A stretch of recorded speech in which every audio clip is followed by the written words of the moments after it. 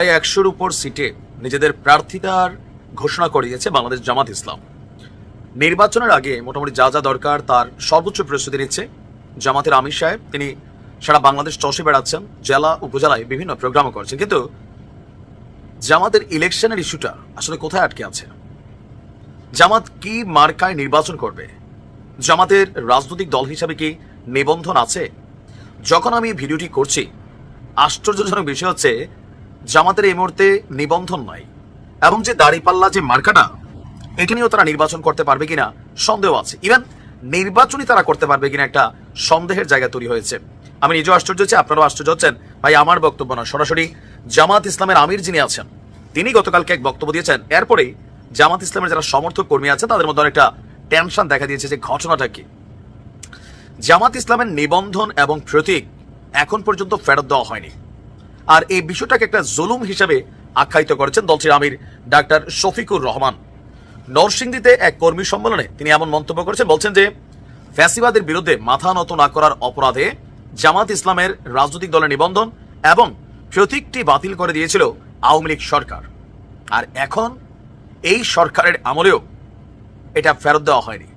তার মানে দল হিসেবে তাদের কোনো নিবন্ধন এখন নাই। ইভেন প্রতীক যেটা নিয়ে নির্বাচন করবেন দাঁড়িপাল্লা, সেটাও কিন্তু তাদের এই মুহূর্তে আয়ত্তে নাই।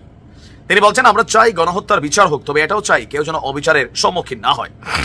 আর তিনি এখানে বেশ কিছু বক্তব্য দিয়েছেন যে আগামী নির্বাচন আপনার এটা কেমন হবে। সেখানে তিনি বলছেন, কালো টাকা এবং পেশি শক্তির প্রভাব মুক্ত একটা ভোট তারা চায় এবং একটা সুষ্ঠু নির্বাচন আপনার এই মুহূর্তে তারা চাচ্ছে। আমি খুবই আশ্চর্য যে জামাত ইসলাম এতদূর চলে আসছে, বাট তাদের রাজনৈতিক নিবন্ধনটাই এখন পর্যন্ত নাই।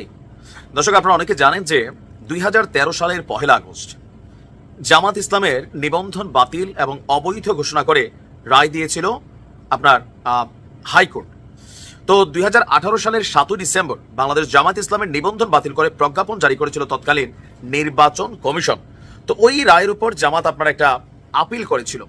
বাট আমরা যতদূর আজকে জামাতের আমির সাহেবের কথায় বুঝলাম যে এখন পর্যন্ত জামাতের যেই নিবন্ধন সেটা তারা ফিরে পায়নি, এবং কি আপিলটাও সম্ভবত কার্যকর আমরা যদি দেখি যে হয়নি। তো আপনার নিবন্ধনের তালিকা থেকে নামকর্তন, প্রতীকের তালিকা থেকে জামায়াতের দাঁড়িপাল্লা যেই ইস্যুটা ছিল সেটাও কিন্তু বাতিল হয়ে গেছে। 2023 সালের 19 নভেম্বর আপিল বিভাগ জামাতের আপিল খারিজ করে দেওয়ায় এরপর তারা নিবন্ধনের সুযোগ পায়নি। 24-এ তো নানান ঘটনা প্রেক্ষাপট ছিল।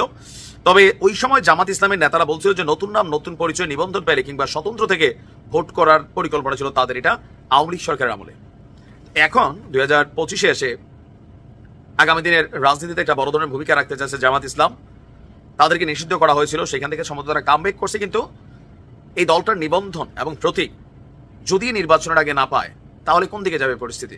জামাত ইসলাম নামে নির্বাচনই করতে পারবে না, দাঁড়িপাল্লা নিয়ে তারা ভোটই করতে পারবে না। তবে আমার ধারণা এর আগেই সম্ভবত এটা সংশোধন হয়ে যাবে, বা তারা তাদের যে আপিল আছে সেটাতে হয়তো নতুন করে আবার রায় পাওয়ার সুযোগ আছে। কারণ আওয়ামী সরকার আমলের যতগুলো সিদ্ধান্ত আমরা দেখছি ইউনূস সরকারের সময় এসে সবগুলোই পরিবর্তন হয়ে যাচ্ছে।